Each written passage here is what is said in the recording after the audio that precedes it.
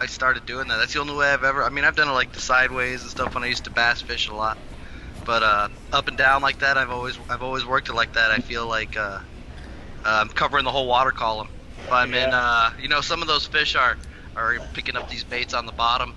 They're looking for crab and things scouring around in there in the bottom, pinning shrimp down with their nose and stuff. And some of them are looking up top. The trout have a bigger, lower mandible, so they'll be, they're more prone to eat things from the bottom up. Redfish obviously got the bigger one on the bottom. The bigger, I guess upper. And then, I think you would call it.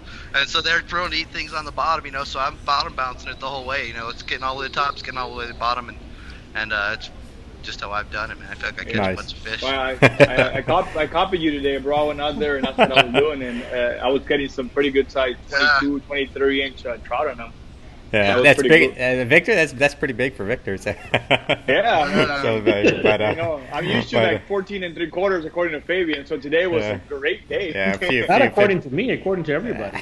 According to the tape measure, right? Just the reality of the fact is. But all right, guys. So we're just live here. I just hit the live button here a few seconds ago. So actually, you got a little bit of a sneak peek of some tips from Brian of how to work it, and can kind of show that talk about that video what we're going here. But this is I'd rather be fishing episode. Who's counting's counting.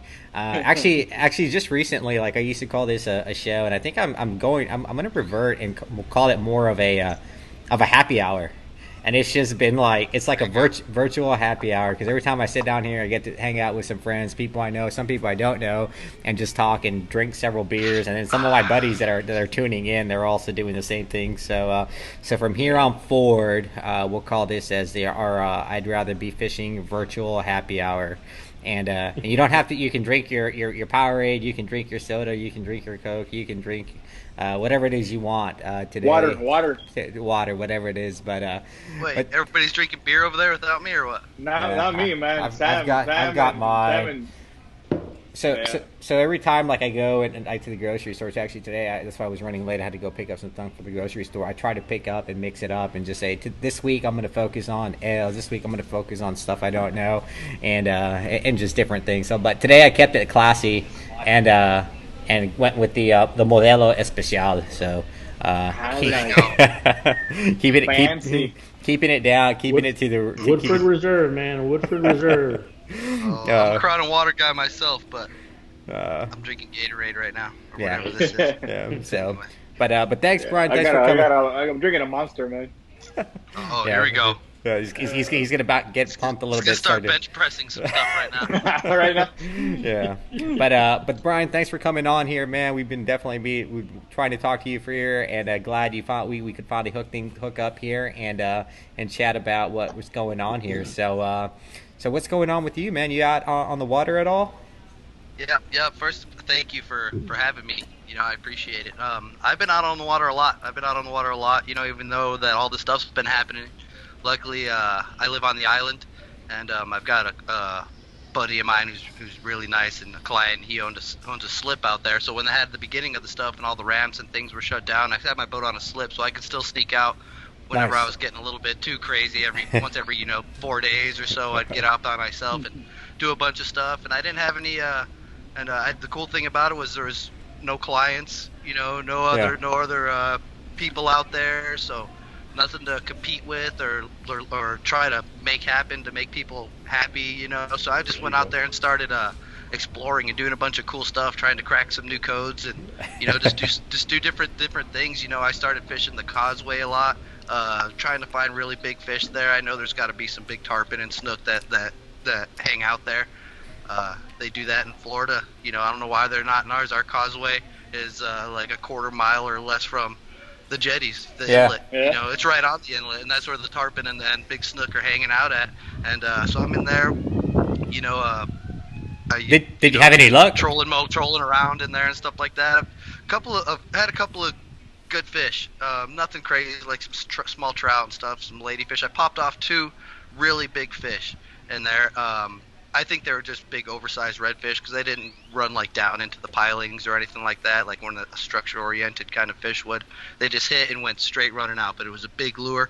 I was throwing like a big 6-inch swimming mullet, and there's a ton of current at the bridge, so you got to get something heavy that's like an ounce and a half, and you get that one down there. And I thumped 2 good ones, and I popped them both off. So I don't know what they are, but that was the best of that luck that I had there, And of course, I'm out there trying to do all this new stuff, and then I get bored. I'm like, all right, let's just go catch some actual fish here for a little while. And then I'll take off, and I would just go out by myself, and I've been catching a bunch of, redfish and trout.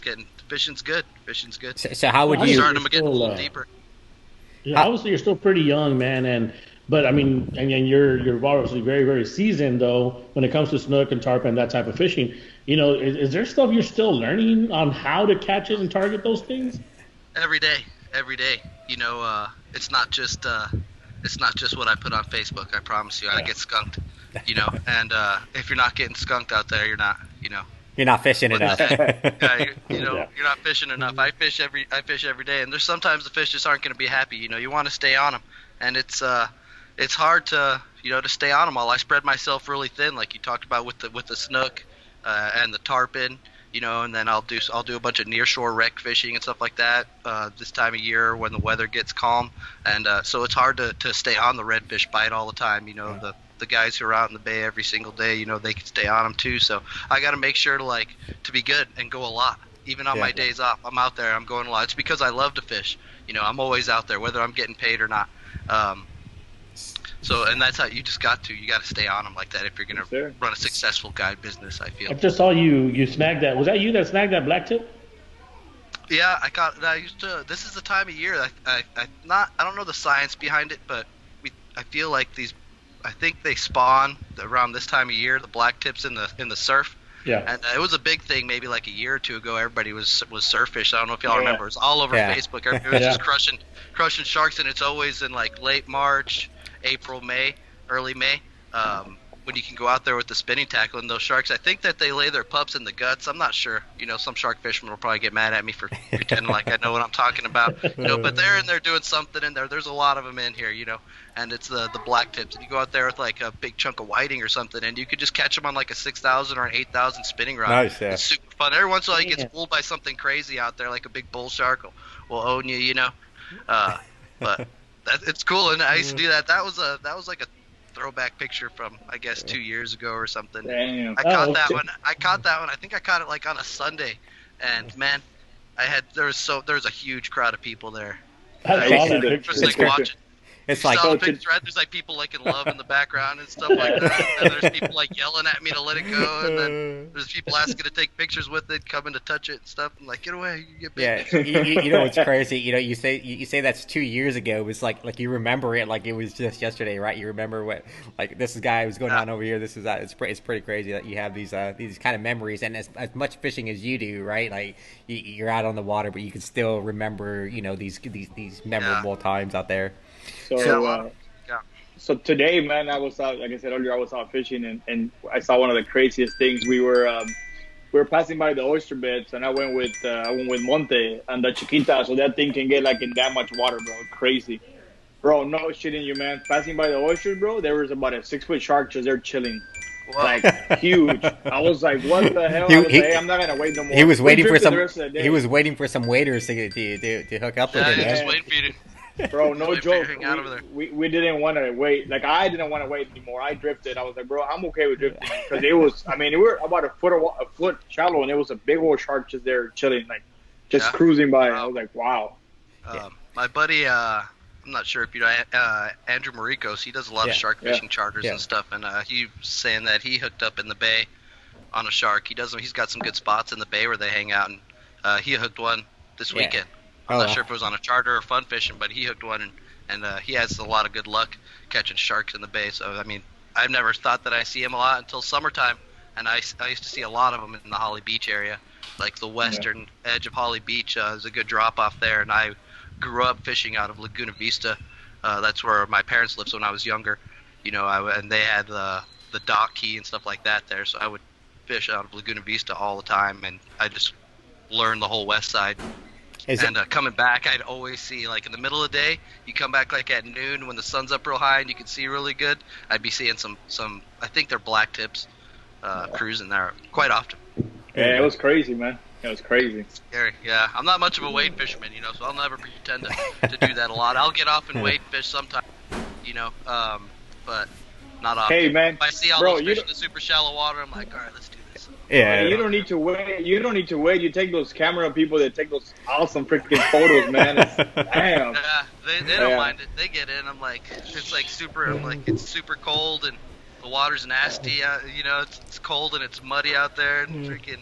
I'm like, so I caught this big fish. You can get in the water and take a couple pictures of your boy or what? What's going on here? Dude, so sweet fish, like, man. So is that like taking a fish rod? You take those people along with you all the time? Like, is that part of your tackle now, or?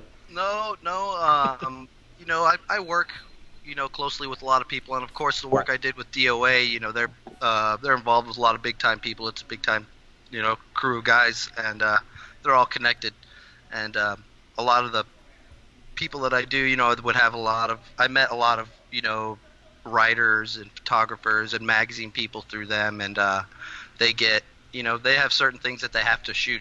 They'll get like from magazines, we'll send them stuff and say we need this and we need this, and they'll give them like kind of like a hit list of photos to get. We need a nighttime trout thing for a story. We need a this and this for this, and they're like, hey, I got this. So we'll schedule it in and we'll do it, and I'll take them and it's not a paid trip. Definitely, I'm not getting paid for that. I'm taking my friends out to help their business and help them make some money, and in return, I get a lot of quality photos and stuff like that help promote my guide business and help me satisfy my sponsors and stuff and promote the products that I like to use a lot.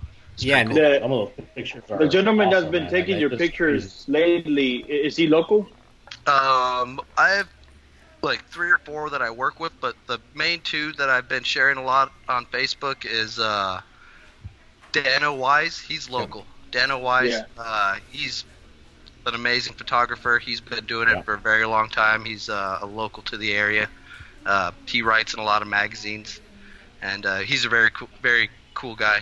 He's a good fisherman as well. He's Port Isabel, but I think, he's a local here in Port Isabel. And then, he's one of my good friends. You can check him out, follow him. He's got a bunch of cool stuff. And then my friend from Florida, he's actually out in the Jupiter area. His name's Craig Krasinski. He's an amazing photographer. This guy, he's got all the gear you want, super expensive, crazy stuff. He doesn't care. He hops in the water. He's from South Florida, and they've got. You want to talk about? You saw a shark sitting on the oyster bed. It's not. It nothing to them. They're like, if they could hang a piece of mullet off the back of the boat for 10 minutes, if it would last that long, they might see a shark cruise by, so they're not as scared of sharks as we are. So this dude just jumps right in, and he's good at what he does. He's used to doing it over there.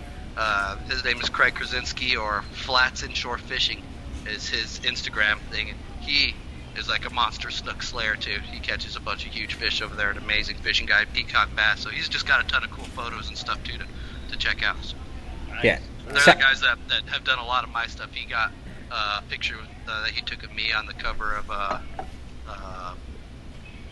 forgot what it was. It was a really big magazine over in Florida and stuff. It was really cool. They sent me a big picture of it and everything. It was awesome. Nice. Both great photographers. Nice. Man. It seems like you have your entire career like pretty much journalized, man. Yeah, that's awesome. Yeah, that is awesome. So how long have you been guiding? I mean, Fabian said it right now. You're young in this, and like, or I don't know. You maybe you age really well when you're older than all of us, or maybe. I'm 35 years old. I'm 35 years old, so I'm not as young as everybody thinks. Oh, yeah, you definitely age well. I've been a fishing guide. Yeah, I've been a fishing guide for over 6 years, coming up on my 7th summer being a fishing guide. And how many of those have you been doing that full time? I've always been a full-time fishing guide. Actually, I took 1 year off while I had my captain's license. I lived in Houston for a little bit, took a year off, a summer off, but I came right back and got to it as quick as I could. Chased a girl to Houston. We can see how that worked out. So before you were a guy, what did you do? Man, what didn't I do, dude? I was just I worked in the service industry. I grew up in Port Isabel, out here. I was a waiter, like at every single restaurant. I was a busboy, growing up, and then I worked in the service industry for a long time, and I just moved around and fished a lot. And I lived in Austin, and I went to college. I decided to go to college late. I went to college when I was like 25. I got a degree here locally at TSTC in agriculture, and then I went to A&M Kingsville and Nice. got a degree in wildlife science over there. And then I was still guiding throughout college, to help get myself through college and stuff. And I did some bass fishing. I guided some bass fishing for a friend who had a place on Falcon Lake. Uh-huh. Okay. And I guided bass fishing for a while. I used to love bass fishing. I lived in Austin, Texas for a few years, and I did a ton of bass fishing there. And that's one of the ways where I got into meeting with people and stuff was my first initial guide trips was doing some bass fishing out in Falcon Lake when I was in college, because it was just about an hour and a half to an hour and 45 minutes away from Kingsville, where I lived. Okay. And then I would come and do trips here. And then as soon as I got out, I got hardcore into it, and I just started full on like that, and that's just what I've been. I've just always just gone as hard as I could. I committed 100% as soon as I got out of college. Heck yeah. Did you always feel like you wanted to be a guide, or is that something that I know you obviously have the love for fishing and that came first, but when did you were like, you know what, this is what I want to do? Well, I started guiding hardcore, full on, committed when I got out of college to just until I got a job. I always wanted to do something in wildlife or fishing related or something like that, but I started applying for jobs with my degree and stuff like that, and once I realized I was probably gonna have to take a pay cut to go and work for somebody than to do my fishing guide, I was like, I think I'll just stick it out for a little while longer and see what happens, and it just snowballed.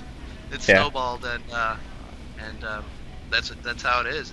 I've got the degrees. I got the piece of paper. I can always go back to that if I want. But I love fishing, and I'm just trying to be the best that I can be. So one of the things that kind of stands out is, so like, I talk to a lot of people. I know a lot of people that fish too, right? And we all do, right? And so I know a lot of guys that are guiding part time, and they're like, hey, I just want to build up my guide business enough where that I can go and be a full time guide. What do you say to that guy? I mean, like, how do you make that transition from like being partially booked or that? I mean, it sounds like you just said the way you do it is by going 100 or all in on it, huh? Yeah, I mean, it takes, it depends. I don't have a wife. I don't have children. Absolutely. So it doesn't take a lot for me to live, Yeah. Some other people have different obligations, but if you have a good support system, especially, it takes a few years. For me, it took a few years to grind and get through it. I wasn't making a ton of money. I still don't make a ton of money. I'm never going to be rich or anything like that, but I support myself, and I do well. I'm happy with what I do. And you're doing what you love, something else. Yeah, absolutely. Yeah. If not, I'd be doing something else if I wasn't making enough money or I wasn't happy with the life that I'm living. I love fishing, and I'm just trying to be the best. And I feel like people are just paying me money to take them fishing to keep me afloat until I can be the best. And that's just what I was always doing. I was just like BSing forever, and I was like, I don't want to get a job. I was like, I don't want to go do this, not do that. I just want to fish. And I was like, maybe people will pay me and keep paying me, and like I said, it snowballed, and I don't see myself doing much else. I really love to do this right now. Well, it seems like you do a lot, right? Like in addition to kind of taking people out, I mean, you're engaged with some of these other some of the brands. You help them marketing. You do a lot of like community service type related to fishing. I see you, at the Bass Pro Shop, like that you're out there almost like I don't know what the frequency is, but you're out there almost like once every other week or something like that, doing like that. So. Yeah. And so what exactly? I mean, what exactly is the Bass Pro thing that you help out with? I've met some really cool people at Bass Pro, and they trust me to come in and give seminars. I got connected in there once, and they liked me. I shook hands with everybody, and I developed a small relationship with people as I would go in there and visit for DOA and talk to them, and that they trusted me and they let me go, and I weaseled my way into fishing the tank once or twice, and I was like, I'm never leaving. I was like, I'm never leaving. So you just tell me what you need me to do. I was about to say that, man. You're the only person that I know that has fished a tank, bro. I mean, that's awesome, bro. And so I give a lot of seminars for them. I give seminars, of course. A lot of it revolved around DOA, and a lot of it is with Humminbird Minn Kota. They're a very big sponsor of mine. They help me out with a ton of stuff, and Shimano G Loomis is another one of my big sponsors that helps me out with a ton of stuff. They're amazing companies with amazing products. I don't. And I go there and I represent those. Those are some of the main companies that I help out. Of course, I have other companies that sponsor me and things like that. But when I'm there, I'm doing a lot of work for those guys. Yeah. So one of the things that's what I use to fish. So that's what they want me to. That's what I can. I can use the rod.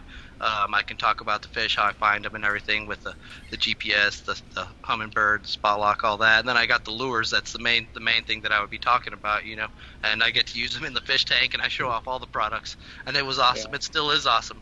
Hopefully, I can go back. The Spring Classic, actually, the second half of it got canceled. I was there for the first half, and then all the stuff went down. And all this stuff, that's what we're calling it, right? This stuff, yeah. So all that stuff happened. And, we're going to remember this like 30, 40 years. We're going to be telling our grandchildren about this, that, the coronavirus came out and, it shut the world down for, 3 or 4 months and nobody could do anything and just sit at home, drink beer, eat Doritos and get fat and talk about fishing. So. Not much change for me then. Hey, Brian, I saw the videos of you on the tank, bro. I was like, damn. So you gotta do you have a hook on, or did you cut it off, or? You have to cut the hooks off because you can't mess with the fish. They've got I don't know what you call it, an aquariumist.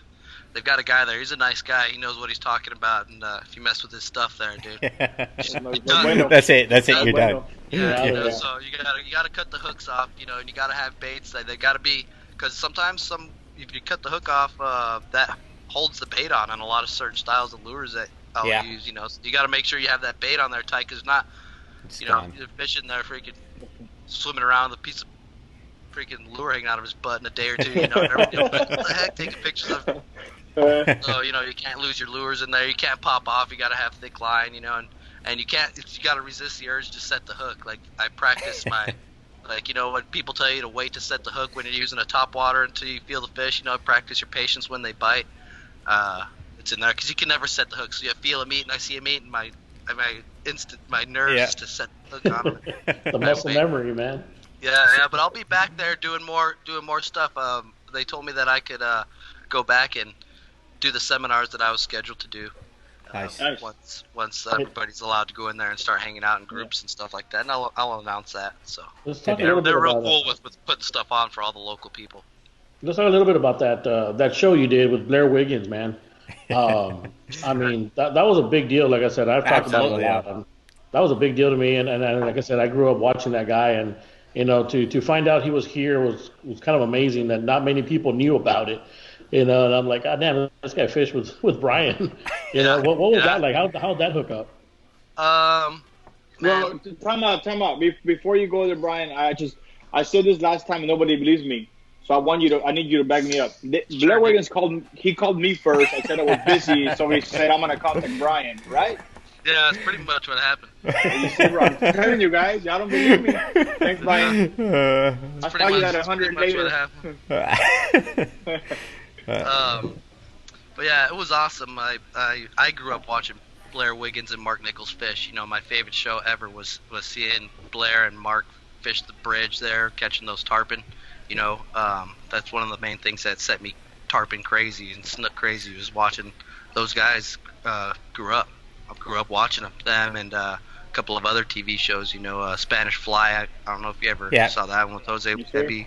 Sorry to say his last name, but that one was just amazing. But yeah, I grew up watching that, and then DOA is a big sponsor of the Addictive Fishing TV show. My boss and him go way back. They're buddies for a very long time, and they've been fishing forever. And that's another thing that DOA connected me with and hooked me up with. We were down here doing a media event. We would host a lot of media events, and they were down here, and that crew came down.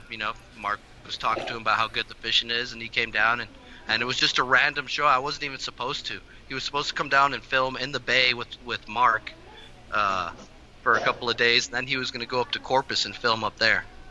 But he got down here, and the fishing was just amazing. It was amazing. It was amazing. And then he got down here, and like a front hit, and it was all weird, and it was horrible fishing. It was tough. If you watch those shows, you know, we made it happen. We caught some fish, but it wasn't like what we do like down normally here. was. We normally go out, we crush the redfish, big redfish, and we catch a bunch of nice, decent sized trout. And you always got a shot at a monster trout, you know, and that's what the ultimate goal was. And we caught a good amount of fish. We caught enough fish for the TV show, but I was upset with how it was, and it just took us. We ended up filming for like 2 or 3 days to get 2 shows there, and they were going to do a third day.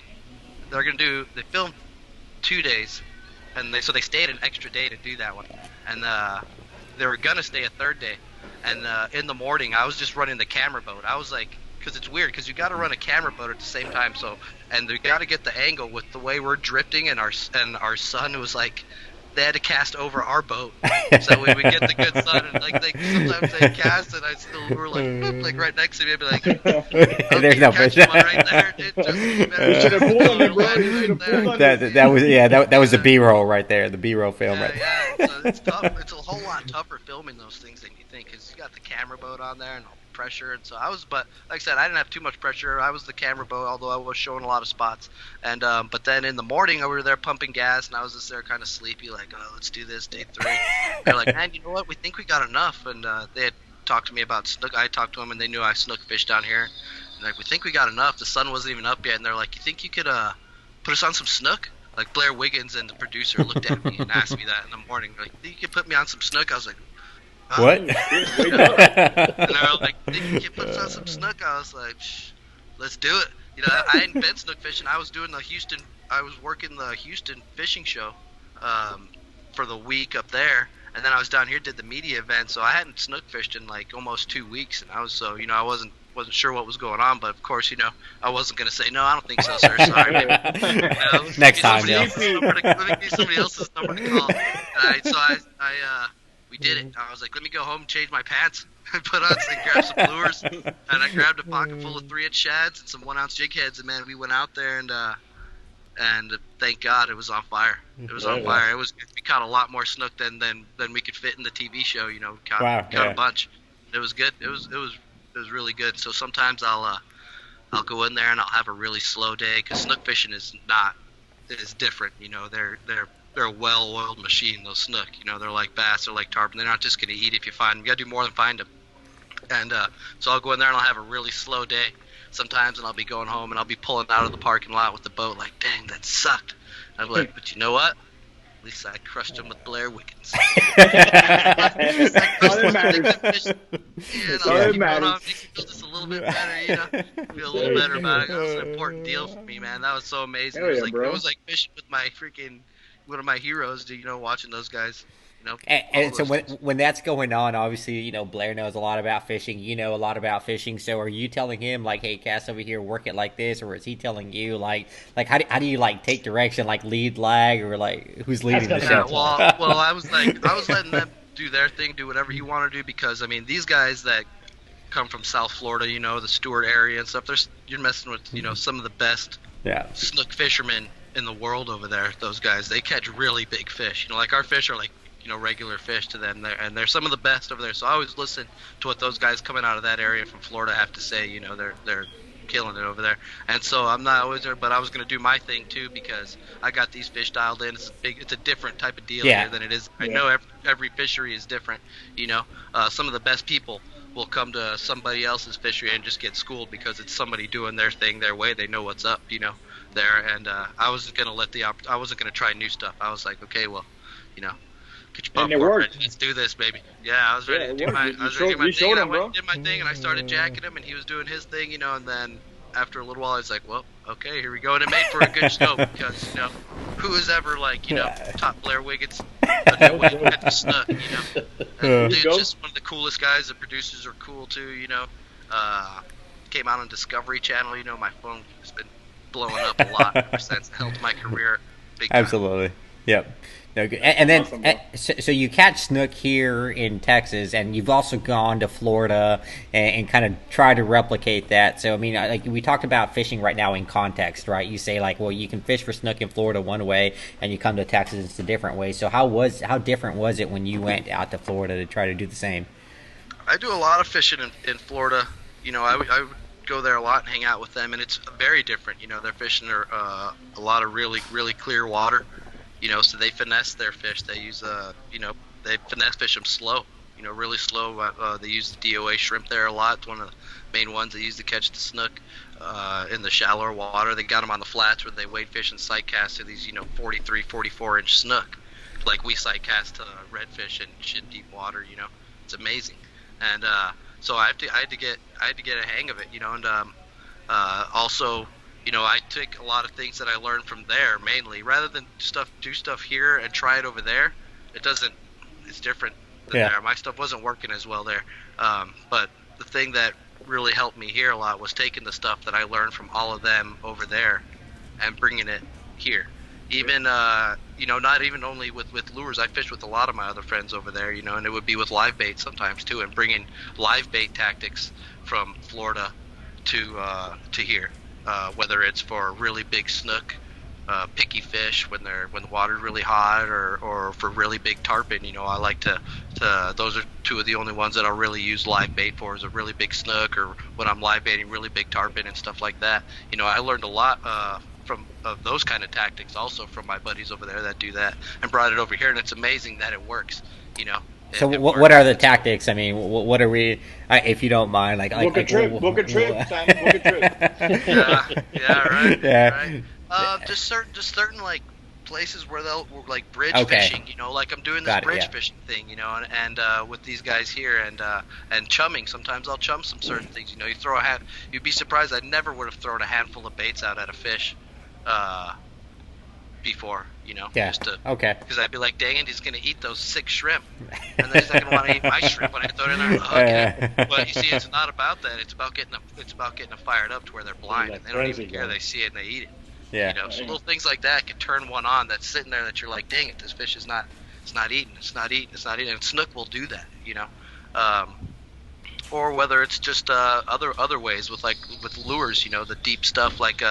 The stuff that I was doing on the bridge here where I popped off those big redfish. Obviously, I was trying to catch a snook or something like that, doing the stuff that I learned from my guys up there, bottom bouncing like a pay buster and the swimming mullet and stuff and the heavy current and things like that. And, that actually worked good too. So it's more what I've learned over there and brought over here, trying to take my snook tactics from Texas to Florida. They're, I don't know if it'll work or not. I don't know if people are doing the kind of stuff that I do over there, but I'm sure they've done it all before, and they've got the snook figured out way the heck better than I do here. Yep. So the guy who's here in the valley who may have never caught a snook out there and wants to get out and catch a snook, what's the setup they need? I mean, one thing you say you're using somewhat heavier jig heads and you're kind of working a little bit different. It depends. For the most part, your basic redfish combo setup will work. A 3,000. Rods like 15 pound, or 10 pound. I use 10 pound braid on when I'm like lure fishing for, the smaller ones. If I start getting into the monsters, I'll use like a 4,000 with a 30 pound braid, 40 pound leader. If I live bait them, I'll use 50 pound leader. But for the lures, which is what I'm using, 90% of the time for the snook, it's just 10 pound braid and 30 to 40 pound leader. And I'm hoping to hook them good because I'm trying to get the bite first. If I start hooking really big ones and popping off, I'll switch to 40 pound leader. But I'm trying to get them to eat first, and I'll worry about popping them off or landing them afterwards. I'll loosen up the drag if I need to. And by getting them to bite, you just like you say, one thing that stood out to me is you can find a snook, but you can't hook them, right? It's one thing to find them, it's another thing to catch them. Sometimes they're hungry and they're going to eat, and in that case, it's just like when you're red fishing or whatever. You throw your favorite deal out there. What's your favorite color? What's your favorite style, and you can catch them like that. Sometimes it's good like that. But sometimes it's not. Sometimes you've got to force them to eat and use their own nature against them. Just like bass fishing, I learned a lot. I got really good at snook fishing because I was good at bass fishing. And they're like the same thing. They're structure-oriented fish. They're, like I said, well-oiled machines. They eat when they eat and they don't when they don't. And so I do a lot of things like I'll get reaction strikes out of these snook. That's a main way, because they're not always going to eat, but you could make them eat, like through whether it's like science maybe, or just their body. It's just the way they are. I'll get these 1 ounce jigs or a half ounce jig, depending on where I'm at. The whole 1 ounce jig thing is just, I'm doing that when I'm in the really deep water. Yeah. I don't always do that in the super shallow stuff. So I just get whatever jig I like to for the depth that I'm in, and the deal is I throw it out there and I'm burning it back, and you want it to just go right past their face, and you get a reaction strike out of them, because if they're really hungry, they're going to travel from 10 feet away to hammer it, and they're going to hit it going the other way. It's going to be awesome, but that's not always going to happen with the snook, because they're real picky, and they're just not always eating. So if you get this bait and they're sitting there and you run this bait and it just zips past their face, you get a reaction strike. They just sit there and they inhale it. They just slurp it in as soon as it goes past them, and they're just sitting there because it's just in their nature. That bait goes real close right by their face, and they hit it. And that's why, and they're picking places apart. I'll get one spot and I'll pick it apart for an hour, because even 6 inches will make a difference, because if your bait's this far from its face, it can't inhale it by just sitting there, because they don't want to get out of bed, really, it's just because it just has to go boom right through their view real quick where they can just inhale it. So get 6 inches closer, and that fish can actually inhale that bait when you go by. And I know it's for a fact that's what they're doing. I see them do it in the clear water, and you can feel it when they hit, because I'm reeling it. I took you fish with Montgomery. Yeah. I took him with me one time snook fishing, and I was kind of talking to him about it. You're reeling it in, and all of a sudden it just stops in its tracks. They don't start running or doing anything, because all they did was just inhale it. And then you set the hook on them, and you feel them go like this real quick. They open up their mouth and try to spit it out, and then they take off on you. The good size ones. The little ones, you just kind of yank them in like a little trout or whatever. But the big ones, they you can tell they sit there, and it's just weird how it's real, like, you catch a couple of them, and you're immediately, like, you set the hook, you're like, that's a snook. Yeah. You can tell by what they're doing, because you're getting that reaction strike out of them. They didn't want to eat that lure, but their body made them do it, because it just buzzed right past their face. Yeah, he told me I saw the pictures that y'all went together, and then he showed me the big old jig head that y'all were using, and I was like, damn, it's crazy. I mean, it's obvious you have a heck of a lot of knowledge. I mean, absolutely, you're out there in the water a lot. Now, I mean, that knowledge, not only does it come from experience, but, is there literature that you go out and read? I mean, is there stuff, or is it just experience and videos and things of that sort? It's mostly school of hard knocks, dude. But I learned a lot, and I've always respected all the guides that came before me, and all guides, all of us have egos, right? Who's going to say that the fishing guides around here don't got no egos? Who's going to say that? So you got to be cool and you got to be nice. And if you respect the guys who came before you, you talk to these dudes, they've been doing it way before me. And a good conversation, a couple of beers or a lunch with one of these fishing guides who's been doing it for, 25, 30 years, can put you ahead of the game big time. You pick these people's brains and you sponge them up, and, and then if you're nice to them, show some respect. Yeah. And everybody's nice and helps you out. I've read a lot. I've got the snook books, and the snook DVDs. I've watched every single YouTube video also. I learned a lot from that. That's just from the love of the game, dude. That's just from loving the snook. So some of the things stick. I try it out. Some of it works, some of it doesn't, But most of it is just from hard knocks. Just going out there and getting skunked time after time after time after time until you break through finally. Crazy, man. I'm good at that. Yeah. So I'm very good at that. Yeah. Maybe So I with should that, my skunk trips.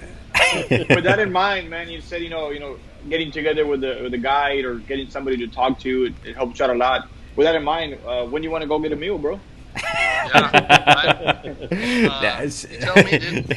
As long as you're buying. I'm waiting for everything to open, man. Oh, yeah. Crab Lake Buffet out here.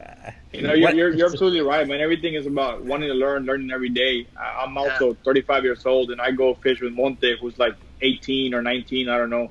And I'm learning from the guy. I'm learning from him, and it's just like, if I'm not learning, then I'm not gonna get better. It's like I gotta learn from everybody. Yeah. I learn a lot from a lot of these young dudes too, because these young guys, these young kids are like, they got the time to go and do different things. When I'm out there now that I guide a lot out there, it takes away a lot from your exploration and stuff like that, and learning from new things. So you can learn a lot from the younger people too that are just going out there learning, because I learned the most when I was getting skunked and playing around, just messing around on the boat, forever. And, so those guys are out there fishing all the new areas because just they're trying to do cool stuff and they don't know what's good and what's not yet. So all of a sudden you'll talk to somebody who hardly ever fishes and tells you that he saw some huge fish hanging out over here, a place you've never even been to. You go over there and hook a couple, you know, and all of a sudden you're the cool guy. You know, you got to take this guy. No, thank you, man. I think that's even the young kids. I think that's a philosophy around life, like regardless of what you do, right? Like we're talking about it in the context of fishing, right? But like whatever it is you do, like you're a carpenter, whatever it is, you got to have this will to continue learning and doing that, and that's the only way. That's like it's the only way you'll continue to grow as a human being. Like you can't say that I'm 30 or I'm 40 or I'm 50 and I know everything, right? You just got to have that right mindset. And it's a shame when you find people that think they know it all and kind of skunk everybody out there and put people down. I've been embarrassed way too much. I used to think I knew it all. I grew up at the same boat dock, like I said, out of Laguna Vista, and I grew up with fishing next to the Petties, and Janie and Freddie Petty, and that I may have caught more fish than them on like 2 or 3 trips. Pulled up to the dock with like 2 or 3 trips with more fish than them. All of a sudden, I thought I was better than these people, and then I get super embarrassed like the next 30 trips in a row by them. They're like the best. They're some of the best. Yeah. And you learn a lot from them. I used to pick their brain a ton because I grew up watching them, and I modeled my business after watching Janie Petty and them at the boat dock every day. Absolutely. I think it continues going back to what we Sam and I talk about all the time again, is just being, a good person, but yep. more than the knowledge that you have, man. I mean, I've come to you almost every show from, I think we met in Corpus, officially. And every time we talk, we talk about whether it's something that some type of fishing thing. I mean, you're always willing to talk to people, and I see you talking to your customers and giving them the knowledge, not just telling them, oh, buy this. I've stood there and you're just talking fishing with these guys, and just it's obvious that they're absorbing this, and I think that's a huge deal on the biggest reason that I kind of talked to Sam and said, we need to get this guy on the show because you're gonna give this amount of knowledge, and you're always willing to, man. And I just thought I'd say that. Yeah, it's all I love. It's my passion. I feel blessed that fishing is my passion. And I just love talking about it with anybody and everybody. Just give me an excuse to talk about some fishing. And I'm not afraid to share a lot of stuff with everybody. It's just bro. Spread the deal. I'm not giving away everything. But I love talking fishing, and I love getting people into it. And showing them what to do.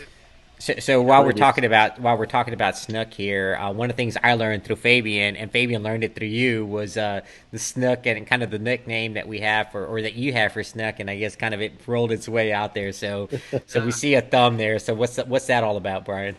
Well, it's just thumb suckers. I heard that. I've been hearing that. That's just a name for them. I didn't make that up or anything like that. I heard that from, I guess, maybe from people in Florida and here just growing up, because just when you release them, you kind of put your thumb, you lip them, kind of like you do a bass or something like that. They don't have really teeth. It's just kind of sandpaper right there.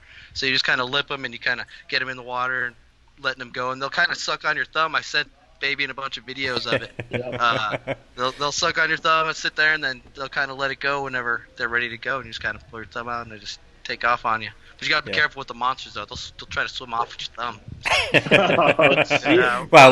My buddy Luis was releasing one that was like 34 inches, 34 and a half. I forgot how big it was. Maybe even close to 35 inches he caught with me on a Terrorize one time, and I was like, yeah, dude, just put your thumb in its mouth. It's going to suck on your thumb. And he's like, oh, yeah, it is real badass. And the fish, jumped and, freaking tore a bunch of, ligaments in his thumb. And his thumb has been the same for, his thumb has, been jacked up for, 2 months. He's like, oh, my thumb still hurts. I'm like, what? Thumb still hurts? Yeah, I didn't get to mount it, but now that I will always have a finger to remember it by that one trick. That one trick. Yeah. So what's the biggest snook you've caught? I mean, obviously I've seen pictures of you holding a lot of big snook, right? And so what's your personal best on the snook? In Florida, I've caught snook that were close to 43 inches, 42 and a half, a little bit over 42 and a half, man. With big ass snook. With my buddy Ed Zayak. He put me on 2 snook that were and one of them was probably 39 inches, and then the other one was 42 and a half. Popped off a couple more in that same range in 2 days.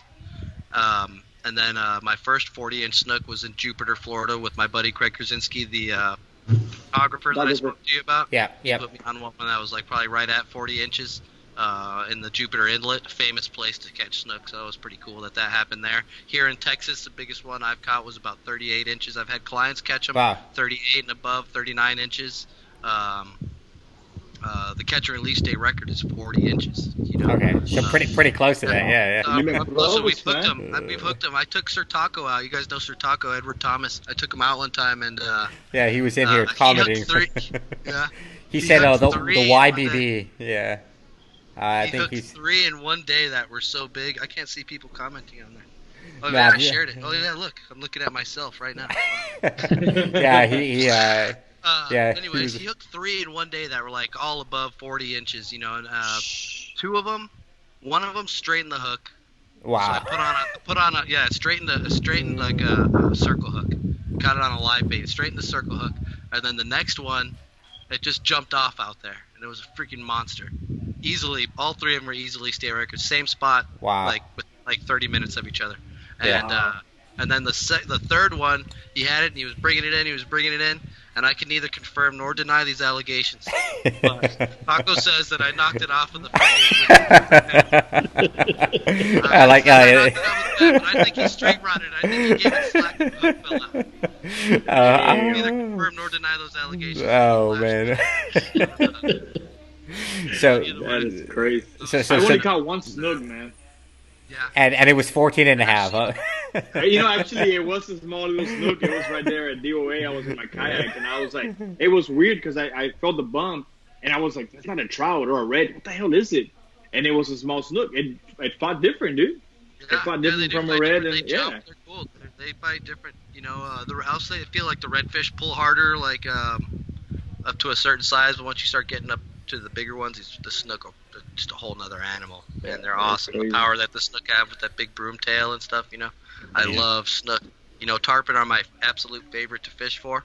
But you know, I fish for snook year round. I'm gonna put Fabian on the spot. Hey Fabian, you're gonna send this guy a shirt, bro. I already did. I got one. I was gonna wear it today too, but I took it snook fishing and tarpon fishing earlier this week. Remember I told you I was going to wear it? Yeah. And I took it out there, and it was just like, nice. It's not as good a snook day as I had hoped for. And I caught one that was like 16 inches, and I was like, dude, I can't take a picture. I was going to get a respectable one. All my friends are going to make fun of me for that one. So it's still dirty. So. Even though, like, quarantine down and everything, I still got this huge pile of laundry. It's like, I don't know how bad. I thought that this was cure my laziness, and it's not. I'm just. No. I thought that I was just busy. I'm just lazy. It just makes it more visible. Like it just puts a magnifying glass around stuff like that. So Brian, I've known you here indirectly here. You know, whenever I think Brian, you know, I think of a lot of different things. One of the things is Blair Wiggins, which we talked about. The other thing we talked about is the DOA stuff right there. So we'll talk a little bit about what you do for DOA. The other thing is Snook, and then like the other thing is tarpon. I mean, you're like snook and tarpon, and so like there's two species that everybody in the valley, or not even in the valley, just like everywhere, like anywhere you go, like you see people putting this on this list. Like we were talking about this the other day, like this is big fish or big show on Netflix that the guy goes and chases big fish, and like tarpon's one of them and snook is the other one, and you're catching them sometimes on the same day. Like a lot of times in the same day. So what's the tarpon scene like in the valley or at South Padre Island? It's a lot better than people think. You know, I believe that we have the best tarpon fishery in the state of Texas. You know, I believe so. I mean, they're up north. You know, they were known as like the capital. You know, but right now we catch a lot of them down here, and we're catching really big, and we've got them year round. You know, we're one of the only places that's really got them a consistent juvenile tarpon fishery year round. Like, you know, we can go catch tarpon year round, whether they're 10 to 30 pound juveniles during the winter time, or, you know, the really big ones that are about to start popping up that are probably here as we speak, just rolling in. I feel like we've got the best down here. Yeah, the tarpon are here, brother. They're later, guys. they're like rolling in as we speak. That was a tarpon joke. You guys didn't. I know. It just we don't get we don't catch tarpon like. Yeah. They went. That was a tarpon joke. Anyways. Oh, say it again. Say it again. Say it again. Say it again. Is it working or what? Yeah. No. Say it. Good experience fishing. Yeah. No. Yeah. Just Yeah, say. bro. We're gonna cut that and just say it again. All right. Let's start all over. So what's the deal with the tarpon? They're rolling in as we speak. Oh, dude, that's all. Wow. That was a good one. I'm a pretty funny guy. But anyway, So tarpon season's coming up right now, or the big tarpon yeah, are tarpon season's happening right now. Like I said, I feel like we got the best fishery. If not, we've got a great fishery regardless for tarpon. We got one last year that was, by how long it was estimated to be close to 200 pounds, if not just over Wow. 200 pounds. A bunch of them in the 150 to 160 pound range, and a lot of tarpon in the at South 40 Padre? to 70 pound range. Yep, here out of the island. And Wow. Damn. and yeah, it's just an amazing fishery. We can go and we can catch them in really shallow water, and clear stuff too. We can catch them on the people hook them off the beachfront sometimes. And people hook them off the jetties and the clear stuff all the time. That's where I love to fish the jetties. I love it, because you never know what kind of crazy fish you're gonna hook there. And there's monster tarpon. You catch the fish of your life at the jetties. You can get skunked a lot, but you never know when you can catch a huge fish. And that's why those tarpon they hang out there, and they'll come in, and sometimes they'll get into the flats. Just like close to the stuff. They won't really get in there, but you'll hear people hooking them. There's some people that know some of the old schoolers know some secret spots where when it gets really rough, they'll be hanging out in the Port Isabel area and stuff like that. Which I know, like I said, brings me back to I'm gonna catch tarpon off of the causeway. Yeah. They've gotta be there. You gotta be there. Yeah. Brings me back to it. Yeah, it brings me back to it. This tarpon fishery is a lot better. And it used to be a lot better too. I think, down by the river. Before they, I feel like, I forgot what it was. I think they somehow blocked it off or something like that. They curved it so it wouldn't shoot out, down there, down Boca Chica. Yeah. And the fishery, it changed the fishery a lot, I believe, from what I had heard from the old schoolers. But down there, that's a huge fresh water is shooting out of there. And, tarpon love that freshwater stuff, Snook love that freshwater stuff. You'll see videos and pictures of people gill netting, gill nets, and they're the spawning fish.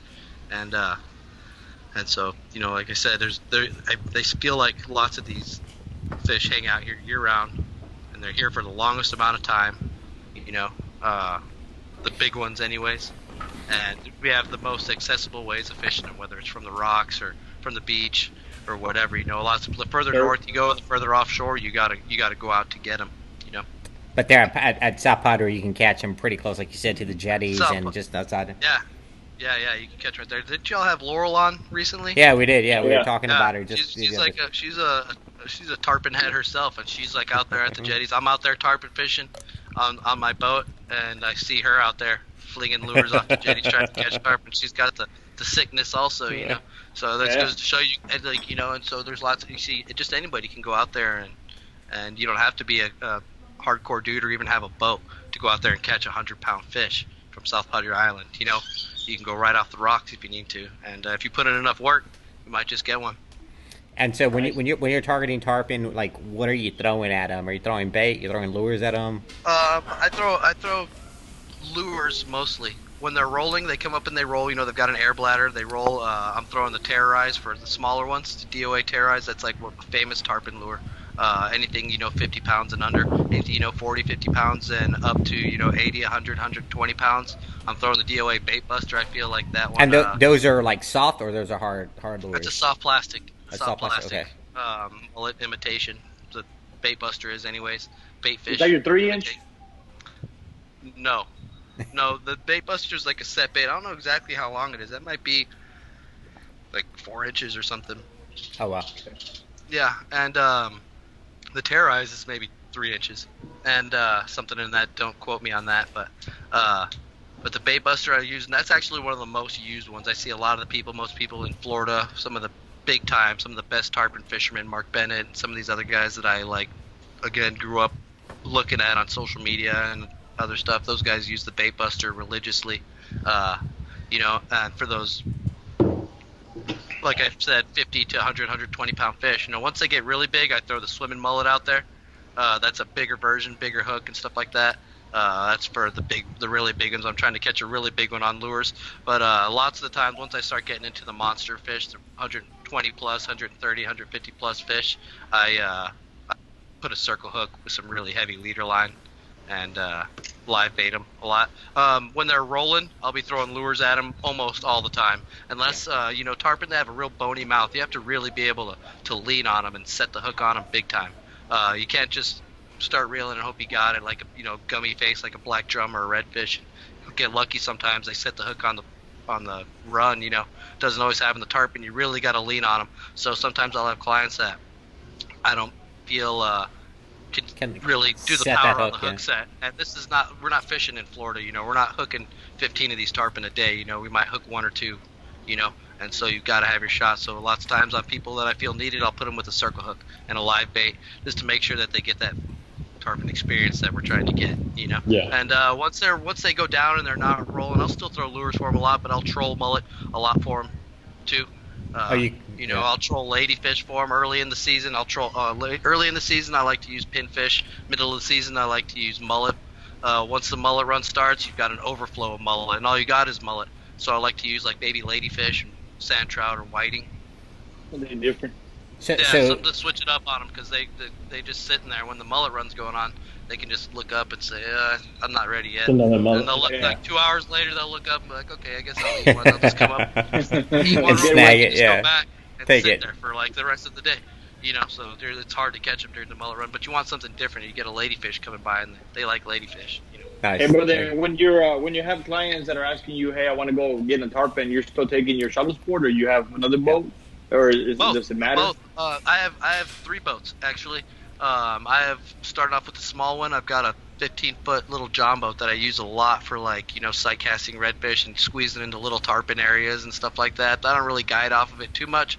I can with younger people if I wanted to, but I'm not going to guide off of the John boat, But I've got that boat. But I've got my 18-foot shallow sport that is like my lifeblood. That's my boat. I had footprints on that boat. I've had it for 16 years. I wore footprints into the front of it on both sides before I got my captain's license. I wore footprints into that boat from fishing. And then I recently got a 24-foot skeeter that I use, which is an animal. When it's rough out there, I'll take the bigger boat, to go snook fishing or to go tarpon fishing, or to even go red snapper fishing. Sometimes I'm not a snapper guide. I leave that to the offshore dudes. But me and my buddies go whack some snapper on that boat. And stuff, it's good eating, man. And I use that for the tarpon too. It's a bigger boat. If I got older people, more comfortable, more people, But I like the experience of catching them on the shallow sport when it's flat. I take my friends out. It's a little more sporty, because it's an 18-footer. But I feel like the 18-footer is better than some of the bigger models as far as boats and any other ones that I use when I'm tarpon fishing, because the 18 kind of just flows right in between the waves really good. I'm not slapping or anything like that. Yeah. It's kind of quiet, flowing right in between. Of course I'd rather have an X3 out there or something like that, but all I've got is an 18, so I'm finding that's what I have, funny, man. I have an 18 as well. And I feel like that you're like this close to the water. You're like right there. You get that tarpon. You get a 150-pound fish. Jumping 4 feet in front of the boat, 5 feet in front of the boat, and you're on your shallow sport close to the water. You're up close and personal.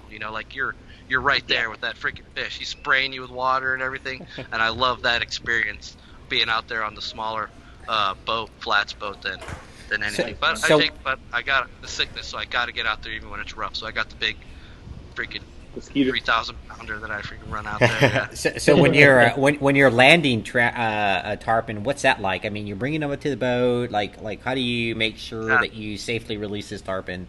That's my jam. That's my deal. Is getting a face grab on those tarpon. I love to catch them, but those things will kick your butt. And I've got about every year. I'm like, oh yeah, I'm gonna slay some tarpon this year. And I hook one big one like 150-pounder, fight it for like an hour and 20 minutes, and I'm like, all right, I caught enough tarpon for the year. I'm just calling my friends, like, okay, who wants to come and try to catch one? You gotta fight it. And it's called like all my buff friends, and to tell them that they're gonna come fight the tarpon. I get the enjoyment of grabbing the face, seeing them jump and seeing people fight these huge crazy fish. I've caught a bunch of them, of course I'm still sick for them. I love to catch them. I prefer like an 80-pounder though, but getting that face grab when it comes in, we've gotten we've gotten away from the lip gaff. Everybody used to gaff them. You Right. know, some of the offshore boats, you almost have to gaff them because you can't reach down and grab them. It'll be dangerous. You might fall off or something like that. But it's frowned upon, in a lot of areas. My friends in Florida would probably kill me for doing that. So, you just face grab them. I love face grabbing them. The tarpon like to eat knuckle skin.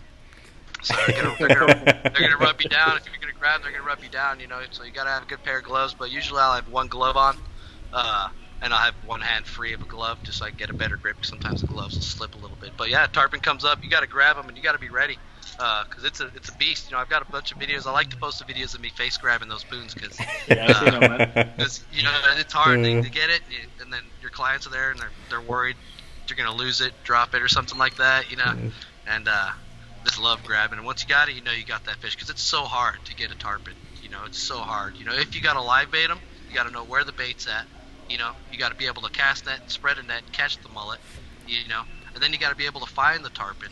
And then you got to be able just to get the tarpon to eat. And then you got to actually hook it and have the freaking thing hooked. And then you got to fight it for an hour and a half and not pop the sucker off. And then you got to land it right next to the boat. So once you land it, it's like so many freaking things went right for you to land that fish. That's when having those great tools that you use that from your sponsors that are helping you find those tarpon. Everything. I cut my fight time down. I used to have a bunch of. I've always used Shimano and stuff like that my whole life, and I fight with the reels that I've been using. I've brought in the fight time down a lot since what size of reel are you using when you're targeting tarpon? I'm using 1,000. Yeah, right. I've got for the really big ones that were fighting a long time. I use an 8,000 or a 10,000 Spiros normally. But okay. I've cut the fight down. Those are great reels, and I've used that forever. But I've cut the fight down. I upgraded to like Saragosas now, and they've got a lot heavier drag. And I'm even getting a couple of Speedmasters, which is kind of like an open face one because I'm trying to cut the fight time down on these fish, which is better for the fish, the health of the fish, to get them released quickly, and another reason is the real reason is we can catch more fish in a guide trip. Instead of having to fight them for an hour, you can fight them for 30 minutes, get it in, get back out there while the bite's still on, hook another one because I'm trying to catch more and more and better myself every day. And since I got on with Shimano, those guys have totally hooked me up, and they've got like really good stuff, like the Stellas and all that. I use the Stella in the bay, which is just freaking amazing. I never thought. I was always like, dude, come on. Reels. I caught them on Siennas for my first, 3-4 years as a fishing guide, and for so long. And but then I start getting these new ones. I'm like, wow, there is a difference. It really is a difference. Until I go back to my old one. That's when I'm like, oh wow. Okay. Until I throw it, And but even now I've got my clients using Stratix and E6X and stuff like that, which is all quality stuff. But the reels that I'm using now, the drag systems and stuff on them have changed the game. And are you using Stellas across the board, or on your inshore stuff, or are you using a mix of them? I use Stellas across the board on my personal stuff. Okay, yeah. Snook, Snook and redfish and trout. I don't have a Stella for the tarpon because I'm too afraid I don't have enough tarpon to buy a Stella on one right now to get a Stella. I use my credit elsewhere. I use Stratix, most part across the board. I have a few like lower end ones, like in the $80 to $100 range, like some of the Sedonas and stuff like that too. That I let a lot of the children and stuff use. That I know that reel might take a dunk, or something like that. I don't want to give them a $250 or $400 combo. Right. So many that might dunk it, but they're all still quality stuff, and they get it. But everybody else is using the Stratix for the most part. I use a lot of, the Thunnets. Huh? CA4s, the Stratix, the CA4, or the other? Yep. Both. Good deal, man. A lot of, and then then you were talking about that helps big time with the tarpon, and then the Humminbird Minn Kota. That you want to talk about change the game for me in tarpon fishing and snook fishing and fishing in general. That completely changed the game. The Brownsville Ship Channel, obviously, you guys know I fish in there for snook all the time. I'm in there fishing for snook. I'll go into South Bay and other places sometimes. Yeah, right. Going to South Bay and other places sometimes. Actually, I only fish South Bay. Just you fish out of Port Mansfield, don't lie. Their home is the Brownsville Ship Channel. That's where they're hanging. All I know is wherever I see an 18-foot shallow sport all blacked out, I'm following that guy. Yeah, right. I change the wrap every year. I gotta call Juan up, dude. Change it up to. Damn. I think I'm going yellow or something. I just picked up Now, one today from Juan. He wrapped my boat today. More awesome. people are going to see Yeah, you. He did mine. He's gonna do my bigger one too. Yeah, more people are going to see you with that yellow, man. You don't want to stand out the way like that. Oh my Like gosh, that. look, guys, there's awesome. Man, You yeah, did- I've been seeing your videos, bro. Them fighting and stuff. The possums fighting. I don't know And if y'all can see it. Awesome just ran across my backyard right now. Dude, that video was classic, bro. That was freaking classic. I mean, that thing. You think you should have mounted that one of those? Because goddamn, that thing was I black. should have harvested one of those things. It's like a black lion. That one was an animal. That one was crazy. That was disgusting. Dude, I have a little Winnie dog, man, and at night we let him out. He'll go and kill freaking possums, bro. It's crazy. It's because you got to feed them, bro. You got to feed your dog, dude. That's what it is. You usually gotta feed your dogs. Dude. Kill it. Freaking got a Eating possum them too. big, killing a possum that big, bro. It's crazy. But anyways, like I was saying, yeah, that in the ship channel it's illegal to anchor, and so you have to go in there and drift around and stuff. But I got that trolling motor. I got on the team with them, and they hooked me up, and that trolling motor's got that anchor system on it, that spot lock deal, and that, like, if I had to have one thing in my life, spot lock would probably be it. Like, even if they said that like your GPS or their spot lock is like changed my game for tarpon and snook and the redfish, the trolling motor. But the hummingbird is like changed into so many other ways too, and spot lock. But the spot lock there in the ship channel is like money, So what does it do? It keeps you in. It keeps you. It's a in GPS place? anchor system, and it keeps you in place within like a couple of feet of where you press the spot lock button. If less than a couple of feet, and you'll be there, and you just against the current or whatever you need to do. Whether you need to sit in one spot to pick a place apart forever, or even if you're in the bay and you want to sit like in the freaking edge of the channel and work it for flounder or whatever the heck, it's just a GPS anchor system sits there. If I want to sit up at the end of the jetties and spot lock there on top of all the sheep's head or on top of the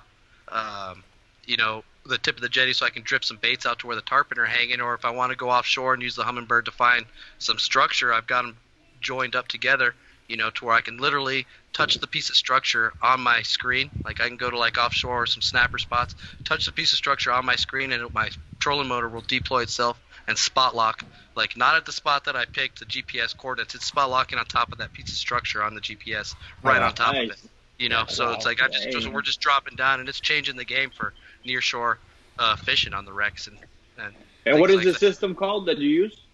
That's Altera iPilot Link 112-pound thrust trolling motor, but they have different sizes for different things, And then I use the Humminbird Solix, which the side imaging and the GPS has really hooked it up. The side imaging and stuff is really helped me out for the tarpon, because now I can see those tarpon on the jetties. I see when they go past me. I'll have a bait ready, and I see one. I say, oh crap, tarpon just went behind the boat to the right. I flick a bait out there, and lots of times I've hooked fish. That may be not all the time, but maybe 4 extra fish a year, which is a lot of fish in Texas. Tarpon like that, and that helps out like that big time. But then in the bay, people think I don't need a GPS in the bay. I don't need a fish finder or whatever in the bay to do my thing. Right. But it's changed the game for me in the bay too, because now I can go right back to the same exact spot I crushed them at yesterday.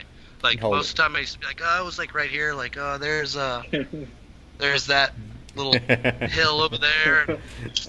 Okay, there's Cullen House or whatever the heck, and it's just, and so you're in the area, but you're not on it. You know what I mean? Yeah. And I get right to the exact same spot. If the wind's the same, I'll pull the exact same drift. And the thing is also, when you find the fish and you're drifting, I'll mark the spot. If I'm drifting and I catch, some redfish, I'll mark that spot. We get on them, and I do it a long drift, and then what I can do, I'll go back, swing around, and instead of swinging around and saying, I think I was over there, and he might be like, 100 feet to the left or 50 yards to the right, east or west, whatever, I can pull up right back to the same freaking drift and either say, okay, well, let's just move it like 15 yards to this side, or go with the same exact drift, whatever, and this time we're going to put the drift sock out, and we're going to slow it down.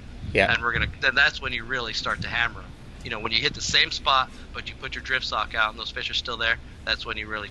That's the difference between getting back on that same spot and getting, a little ways over, is the difference in lots of cases. When they're not just completely stacked in an area, but when you found like a good group of fish in a small area, that's the huge difference between catching maybe 4 or 3 or 6 or 7 and catching like 15 or 17. You know what I mean?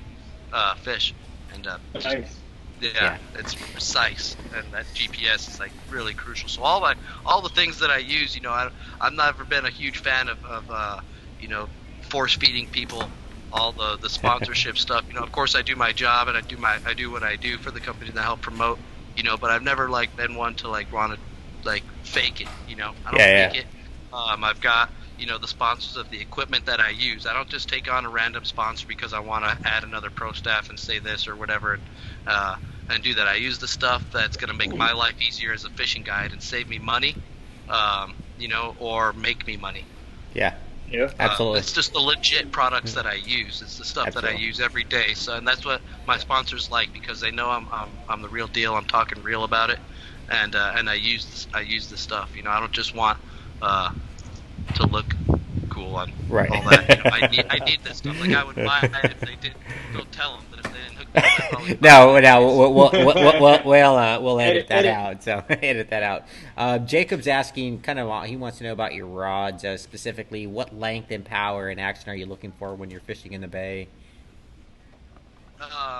What length and power in the bay? Yeah. I use a 7.6 extra fast.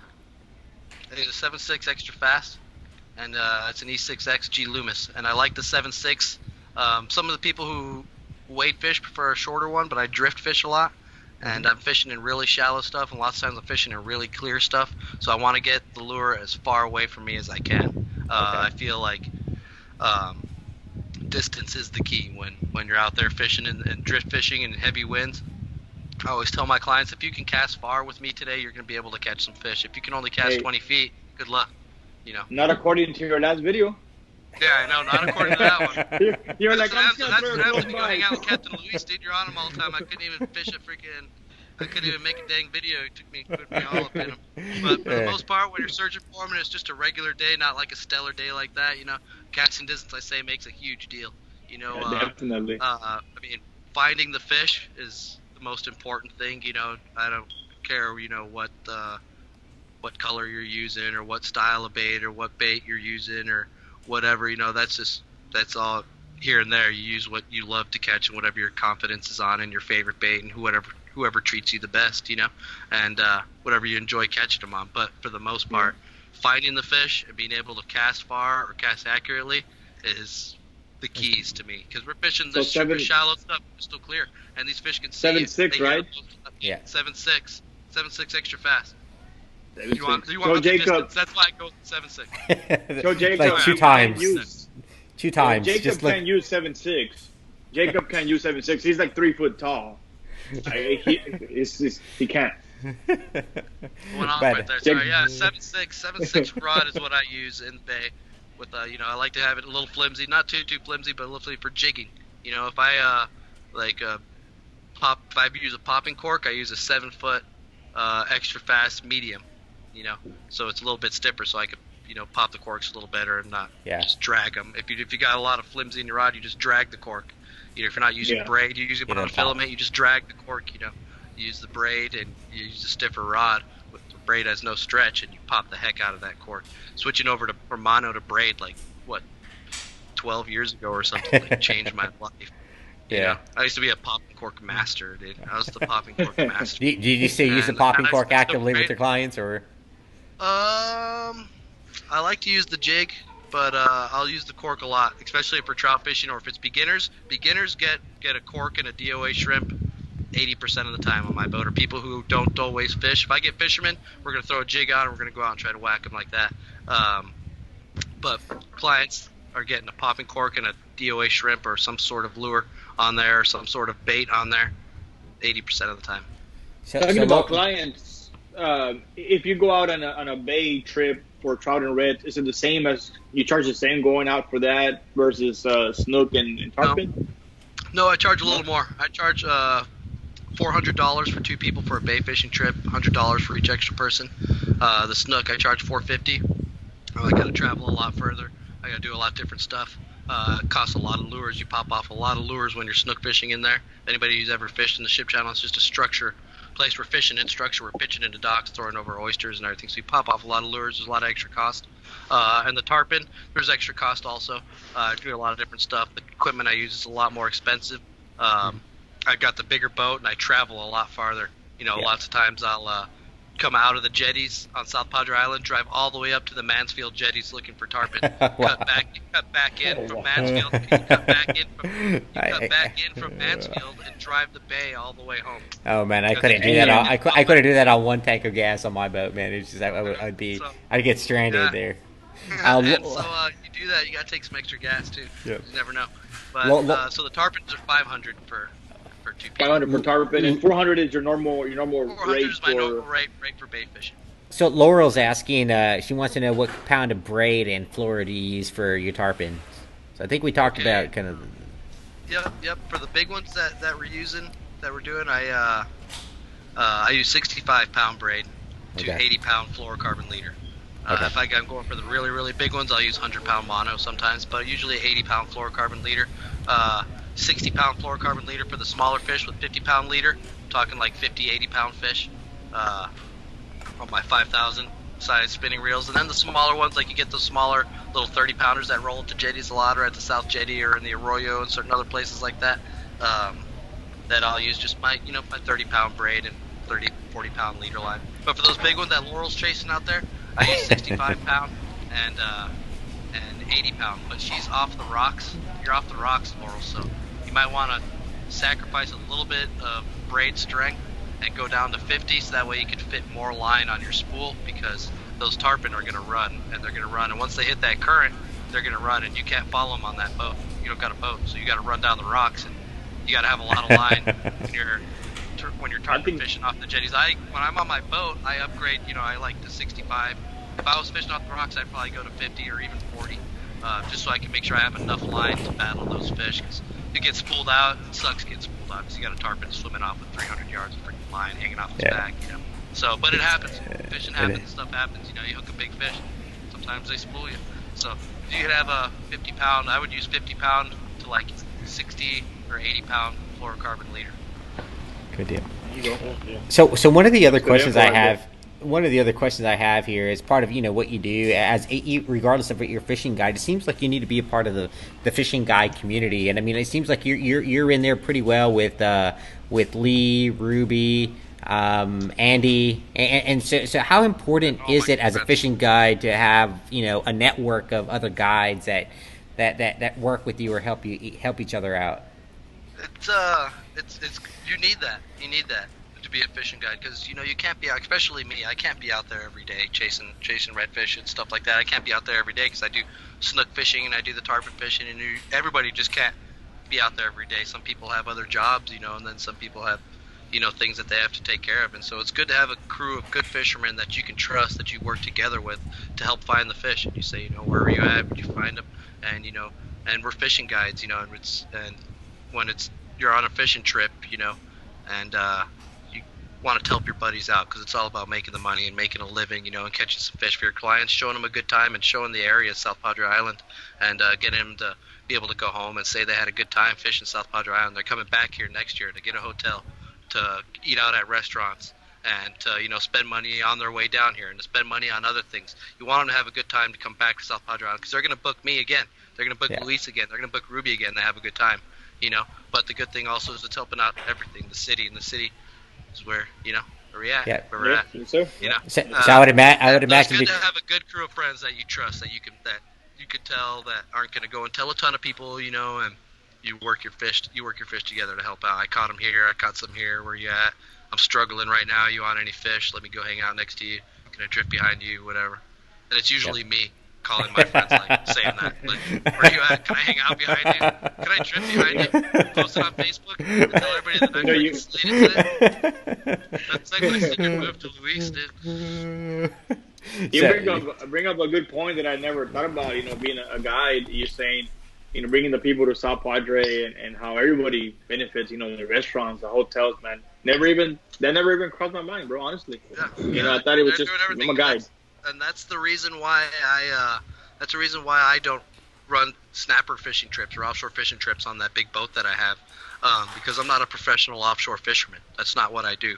I love to fish, and I could take people, and we could catch some snapper and stuff, but they're not going to get the true offshore experience with me like they would with the Saltwalker, or the Tula, or any of my friends, my Mark Biotti, all these guys that are real offshore fishermen. That's their passion, like me catching snook, and stuff like that. That's their passion. So I don't take that away from them because I'm afraid I'm going to take somebody out and we're not going to catch any fish, and they're going to be like, this offshore thing sucked. They're going to be like, this offshore thing sucked. I'm going to freaking. I'm just going to Corpus next time. It's 3 hours closer, or whatever. Or I'm going to freaking Louisiana to crush them, or something like that next year. Because they didn't get the full offshore experience that they could have gotten with a real guy who's dedicated his life to that. And that's why I don't do that stuff, because I feel like it hurts the city and it hurts everything else. And those guys have a lot of, lots of my offshore friends have bay boats too, and they could easily go and run snook trips if they wanted to. And so if we catch them, cool. If not, we don't. I make $400. But they don't do that. They send them to me because we respect each other's business like that. That's what's cool about it. Yeah, no, I'm a big believer that whatever you do is what's good for us, because whatever help out South Padre Island or the fishery in general, whether it's Arroyo City or South Padre Island or Port Mansell, just the lower Laguna Madre, is it's crucial to get. We've got an amazing fishery down here. It's an amazing fishery, and I feel like South Texas breeds the best fishermen in the state down here. I'll get a couple of punches in the face for that one, but we've got so many different styles of fish to catch, and different ways to fish for these fish and different species and stuff like that. There's so much different things that go on down here. It's an amazing fishery that we have, and I like to show it off as much as I can without ruining it. No, it's all. I'm a big believer. I talked to Fabian about this. Like, I think regardless of whatever you do, we talk about fishing, but it's all about people, right? And taking care of people and watching out for the people that help you out and doing everything. So it sounds like the local community down at South Padre Island's like that, right? You're all watching out over each other, and that's what we all grow together. We all continue to succeed together, and there's no that. So obviously, I mean, you've been a fishing guide here. You're pretty well booked. I mean, like, how hard is it to book you? Right now, it's not extremely hard because of coronavirus going on. That's going on. That's tough.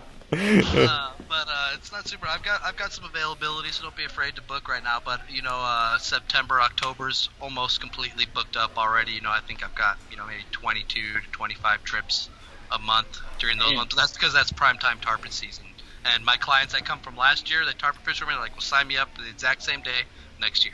And so it's like that's just been building for like the last few years there.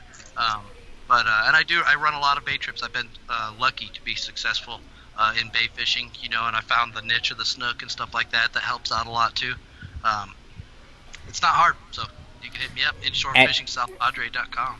And Facebook, Instagram, I mean, those are all good ways to get a hold of you. Instagram, yeah, I can definitely get a hold of me right there. I'm sure you guys probably shared something and tagged me. I shared the post too, so you can always message me through there and get with me. And like I said, if I'm not available, me and my whole crew are always like, we're on the same fish. If I'm catching them, they're catching them. They're catching them, I'm catching them. All good. Do you split charters? Like, I know you said it's like 400, let's say, per bay. Do you split where it's anybody, me and somebody else split a charter and would go with you? I never have before. I don't do that often. I kind of leave that up to the clients to find a buddy or somebody to split it with. I'll run a one top. I'll take one person fishing. It's not going to be as cheap as a going half with somebody on a charter.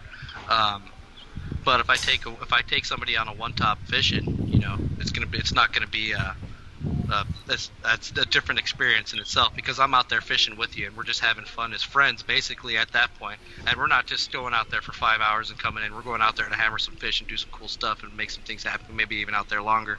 You know what I mean? Yeah. But I mean, I could do some split trips like that if a couple of people asked to, it's just kind of hard to promote it to have to go and like start promoting it and then look around all over the place for somebody who's willing to do it, But I would, and if people definitely want to go fishing or are having trouble finding somebody else to go with, they can contact me. And I have people that'll ask me and say if I ever need somebody to come along or something. All right, so Brian, I mean, we've gone at this for an hour and a half. I could definitely go on this all night, really, with you. My wife cut me off in the ears. My ear's starting to hurt right now. My wife cut me off. When you've got a 7-day addiction media meeting at 7, but you got to freaking blast some mofos on Call of Duty Warzone with your friends at night. Yeah, there you go. It goes both ways, man. Burn that can on both ends. But two last questions. So Corey's asking if do you do TikTok? Do you do the dancing stuff or anything out there? No. You look like a TikToker. I'm not a TikToker.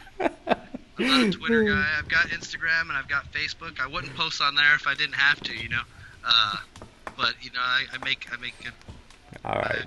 living off a lot of it from social media posts and stuff like that. So none of that stuff. Just Snapchat, Instagram, Facebook. And I would imagine a lot of your business comes from repeat customers. It seems like, you know, once someone goes with you, they're hooked, man. They're onto it. And I get a lot of repeat customers. Yeah, a lot of repeat customers. I get a lot of referrals from friends and from the tackle shop. Being a local, you know, I grew up Port Isabel. I went to high school here. I'm from here. My family's from here. They know, you know, my dad knows a ton of people. A ton of people know my parents. So a lot of people, small businesses and stuff, allow me to put my brochures up there. And, nice. And stuff like that. And I pay good money for marketing too. I invest in you know, good marketing for myself. Good deal. So last thing, and kind of we'll close. We'll end with on this note here is Jonathan Martinez. I have the post here. Says I seen this kid from day one, and he's been grinding and has earned his own. Caught my best catches with this dude. So I think that basically summarizes that. You know, everything we've talked about here is that Brian. You know, he's gonna grind. He's gonna do whatever he can to put you on his fish, and you know he's grinding on his days off. Right? He's out there testing the waters, and we talked about that here. And really, when you come out with Brian, you're going to have a good time, and sometimes it means hooking up with 150-pound tarpon. Sometimes it means it doesn't mean that, right? So sometimes it varies out there. But despite the variances in it, you're going to come out and you're going to have a good time, and you're going to remember, and you're going to want to come back to South Padre Island, and you're going to want to come back and fish with Brian again. So thanks, Jonathan. He's one of my good friends. I've been fishing with him for a very long time, and he was fishing with me before I became a guide or anything. When I was learning, he was coming out getting skunked with me time after time too. So he got some good fish with me too. He's he's witnessed the hard work I put into, so that's cool. You see, Fabian, I have a chance, Fabian. I have a chance. You got the skunk part. I gotta get skunked once in a while, or every day, or. You know what, man? I mean, being an ex-coach, you know, I used to look for those athletes who would become a student of the game, and I think you're an epitome of that, man. I mean, you've definitely become a student of this game, and you know, you've learned, and you wanting to learn. You're continually learning, you know, from these people who have come before you, and you know, I think we've had the conversation before how you respect the, you know, and I want to say elders because they're not. Most of these aren't very old, but you do respect the elders of the game, you know, who have been at it, and you've definitely learned a lot, and I think that you've made them proud for sure. I respect the elders of the fishing game, you know, and I respect anybody who's willing to chase their dream and chase their passion, be a full-time fishing guide. You know, it takes guts to do that. It's scary, you know, to do that. You could go and, you know, everybody could go and sit somewhere or something like that, but to really, you know, it's I have respect for anybody who commits 100% to trying to make a career out of their passion. Anybody who does that is awesome. Yeah, it's you only get to live once, right? So might as well doing the stuff you love, right? So again, Brian, thanks again for doing this. I'd love to do this again in the future. But man, like I can barely see you anymore, man. You gotten out. It's dark time. We've gone out. I didn't know if it was the beers or just kind of the darkness, but whatever it was, like it is what it is. And my so tanning oil there you go. That's exactly what coming out. So yeah, that's what it was, right? So thanks again, Brian. Guys, go check out Brian on Facebook, Instagram, not TikTok, and not Twitter, but you can find him out there.